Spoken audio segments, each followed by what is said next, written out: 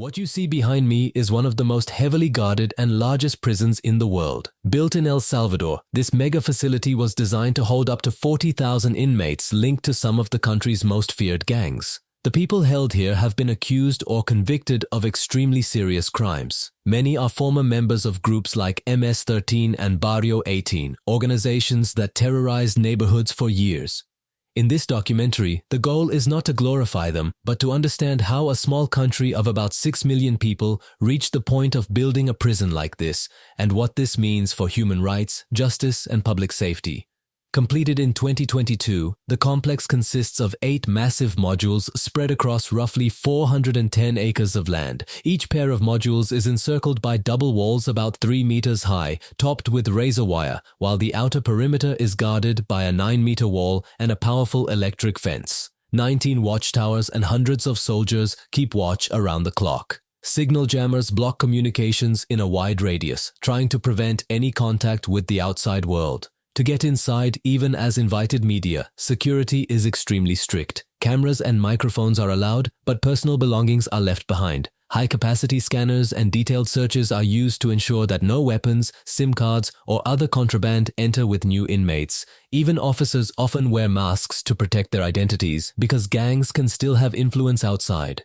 In the registration area, new prisoners are photographed and fingerprinted. Many arrive without identification, and official records here decide who they are in the system.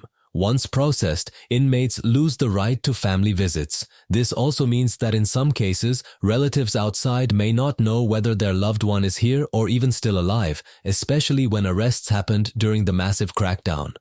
El Salvador launched a sweeping anti-gang operation in March 2022.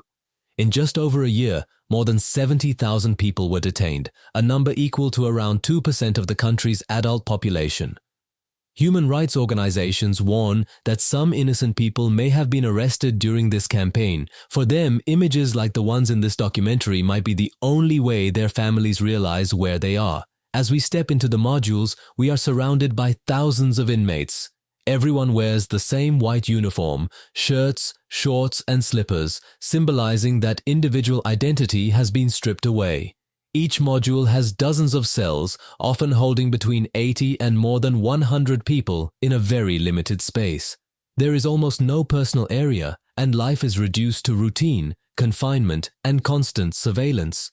In each cell, there are metal bunk beds stacked several levels high, without mattresses or pillows. Inmates receive only basic items: a sheet, uniform, socks, slippers, and a towel. Toilets and showers are in an open corner of the cell, shared by dozens of people. Drinking water comes from a single large container, and there is no direct running water inside the cell itself. The lights stay on day and night so that guards and cameras can see every corner at all times. When prisoners try to sleep, they often cover their eyes with towels to block the brightness. There are elevated walkways above the cells where guards patrol continuously. If anything unusual happens, they can react quickly, supported by an extensive camera system. Many inmates here spent years as part of gangs that controlled neighborhoods, collected extortion, and spread fear. Their bodies are often covered in tattoos that mark rank, allegiance, and personal history inside these groups. Symbols like numbers, letters, webs, or tears under the eyes are used to communicate status and past actions. For the documentary, these tattoos are shown to explain gang culture, not to celebrate or romanticize it. Once a week for about an hour, some inmates leave their cells for monitored activities. This can include basic exercise or listening to religious messages from a preacher. Armed guards stay present throughout, and only a portion of prisoners are allowed out at one time due to limited space. The rest of the week, they remain locked inside their cells. Meals are simple and repetitive, typically rice, beans, pasta, tortillas, and a sweet drink. There is little variety and almost no protein-rich foods such as meat. Inmates eat with their hands and must return plates clean. Over time, such a limited diet can lead to nutritional problems, but authorities emphasize that this is part of a strict regime and not meant to be comfortable. For those who break rules inside, there is another level of punishment: isolation cells. These are small concrete rooms with almost no light, minimal airflow, and a combined toilet and water basin.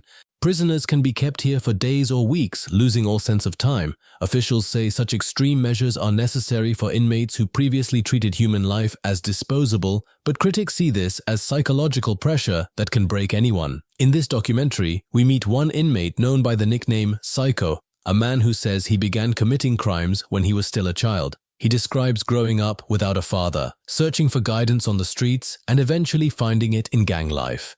He admits to being involved in killings and violent acts, but also talks about regret. From inside this facility, he says his message to young people is simple: stay in school, listen to your parents, and never join a gang. He has not seen his son for many years and knows he may never see him again. For him, hope is reduced to seeking forgiveness and warning others not to repeat his mistakes. Before the crackdown, El Salvador had one of the highest rates of violent deaths in the world, with more than 100 people per 100,000 residents losing their lives in a single year. By 2023, official figures say the rate had dropped to around 2-3 per 100,000, placing the country among the safer nations in Latin America. Supporters of the government argue that this prison and the mass arrests brought peace to neighborhoods that lived in fear for decades. Critics warn that due process, human rights, and the fate of those wrongly detained remain serious concerns. For many Salvadorans, this prison represents both relief and unease at the same time. Relief because gang control on the streets has sharply declined, unease because the methods used are extremely harsh and may have long-term consequences. Is this a permanent solution or a temporary way to control chaos? Will the next generation grow up safer or inherit a system where fear has simply moved from the streets into the prison walls? Only time will answer those questions.